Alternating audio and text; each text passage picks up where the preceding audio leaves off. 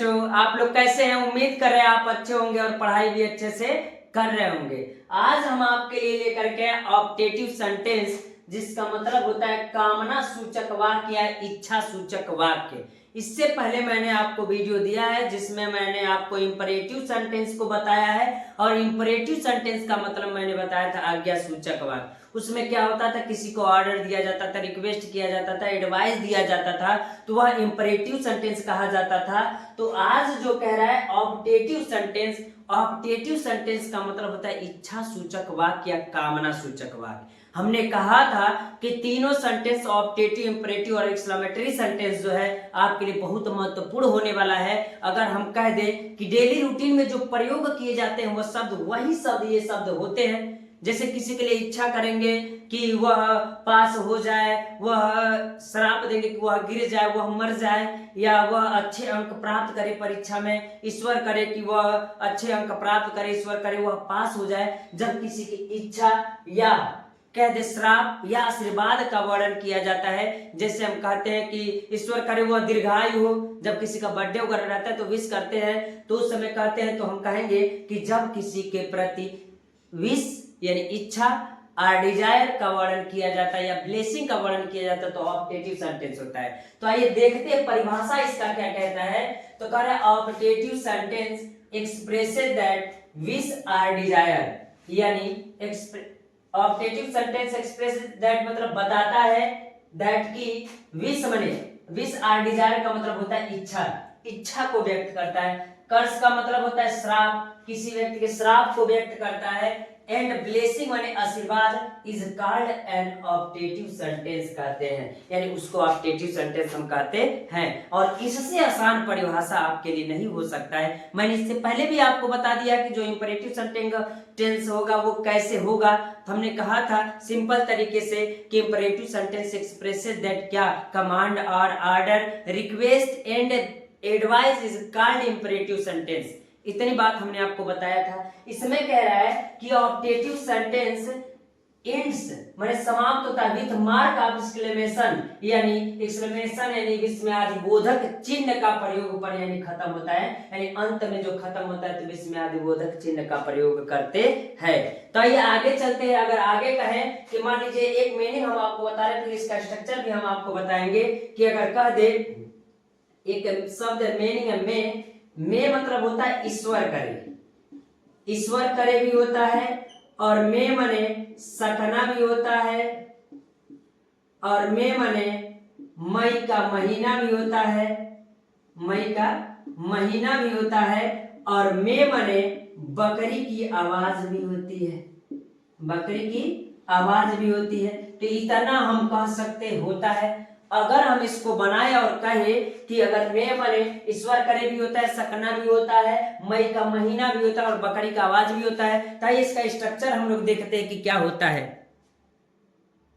तो इसका स्ट्रक्चर हो जाएगा, तो सबसे पहले अगर स्ट्रक्चर कहेंगे तो सबसे पहले क्या रहेगा, में रहेगा प्लस सब्जेक्ट रहेगा प्लस वर्ब का फर्स्ट फॉर्म रहेगा प्लस अदर वर्ड कह दीजिए प्लस एक्सक्लेमेशन का चिन्ह लगा दीजिए। तो हम कहेंगे इसका स्ट्रक्चर इस प्रकार होगा। अगर हम इसका एग्जाम्पल भी देखें तो एग्जाम्पल अगर कहेंगे तो अगर हम आपसे कहें कि अगर कह दे ईश्वर करे, ईश्वर करे वह पास हो जाए, या सफल हो जाए या पास हो जाए, पास हो जाए। इस स्थिति में बताइए हम इच्छा कर रहे हैं ना कि ईश्वर करे कि वह पास हो जाए। जब हम इच्छा करेंगे किसी के प्रति तो कौन सा सेंटेंस होगा, ऑप्टेटिव सेंटेंस होगा। और डेली प्रतिदिन आप घर पर प्रयोग करते हैं। जैसे किसी मोहल्ले वाले झगड़ा हो जाए या किसी परिवार में झगड़ा हो जाए तो नहीं कहते श्राप देते कि ईश्वर करे कि वह मर जाए, ईश्वर करे कि वह उसका घर उजड़ जाए, चाहे जो कुछ भी कहते हैं तब प्रार्थना नहीं, श्राप देते हैं या इच्छा करते हैं या आशीर्वाद देते हैं, तो उस स्थिति में तब आपका ऑप्टेटिव सेंटेंस होगा। अगर हम कहें ईश्वर करे वह पास हो जाए तो आप बताइए, हमने अभी बताया था कि सबसे पहले मीनिंग किसका रहेगा, तो मे का रहेगा। तो मे मीन्स क्या होता है, तो ईश्वर करे और फिर ही मने वह, अब पास हो जाए, ही पास, बस कर दीजिए पास, यानी ईश्वर करे कि वह पास हो जाए। अब अगला कहे कि अगर मान लीजिए ईश्वर करे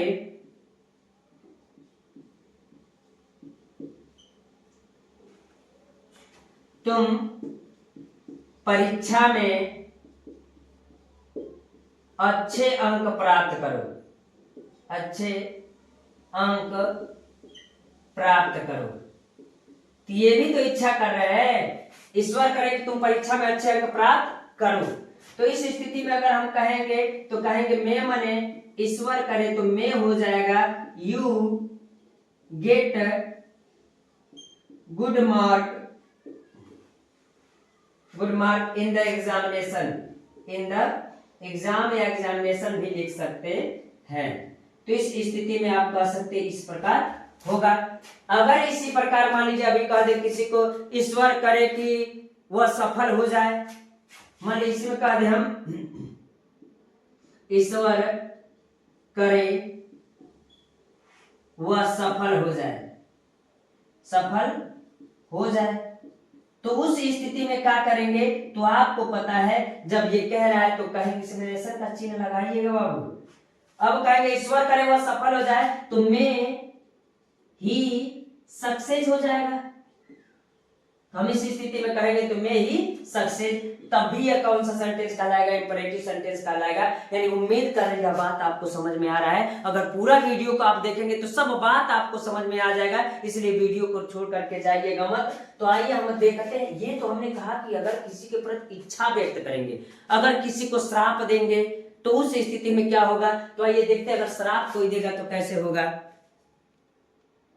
मान लीजिए अगर आप कहें कि ईश्वर करे वह मर जाए, तो आप बताइए इस स्थिति में श्राप है कि नहीं है। या करे ईश्वर करे, या कहे कि ईश्वर करे वह भाड़ में जाए, भाड़ में जाए।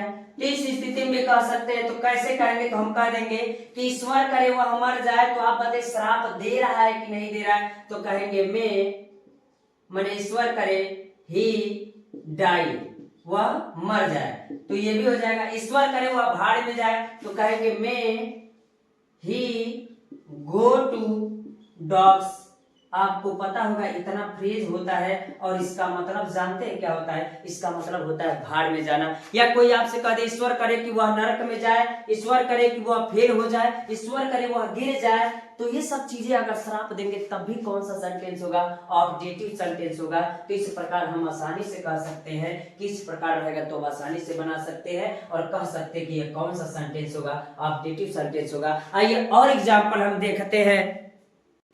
अगर मान लीजिए शब्द आ जाए, जैसे कहे ईश्वर करे वह सफलता प्राप्त करे, तो आप बताइए मैं मने ईश्वर करे होगा ही गेट सक्सेस। तो सक्सेस हम कह देंगे तो ईश्वर करे वह सफलता प्राप्त करे। हो सकता है कि आप कभी देखे होंगे कि जब कोई यात्रा करने जाता है या कहीं यात्रा पर जाता है तो लोग कहते हैं ईश्वर करे तुम्हारी यात्रा मंगलमय हो।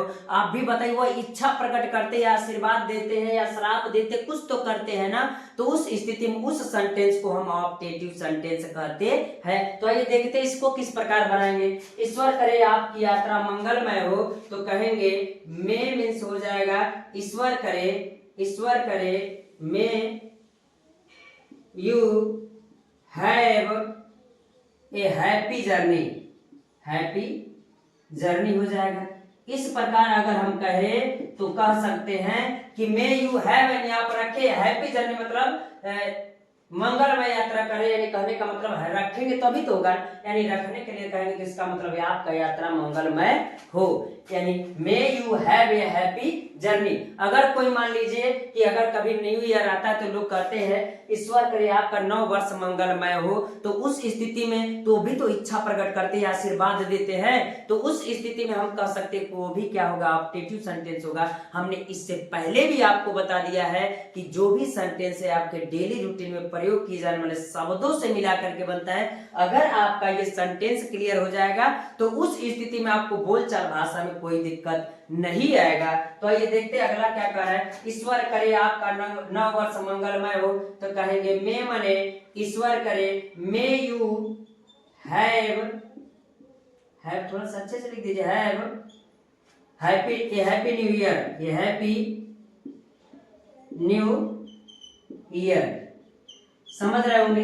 यानी इस प्रकार हम कह सकते हैं बहुत से सेंटेंस है जिसको मैंने आपको बता दिया, किसी को आशीर्वाद श्राप देंगे तब भी क्या होगा, उस स्थिति में तो हम इतना सेंटेंस आपको बताए और इसमें एग्जांपल दिया, बहुत हमने बोल दिया कि मानिए किसी को हम श्राप दे दे, ईश्वर करे तुम नरक में जाओ, ईश्वर करे तुम गिर जाओ, ईश्वर करे तुम मर जाए, या कह दे ईश्वर करे उसका कुत्ता मर जाए, मान लीजिए ऐसे कह दे कोई, ईश्वर करे उसका कुत्ता मर जाए, आप बताइए ये श्राप है कि नहीं है। तो हम कहेंगे कि क्या मैं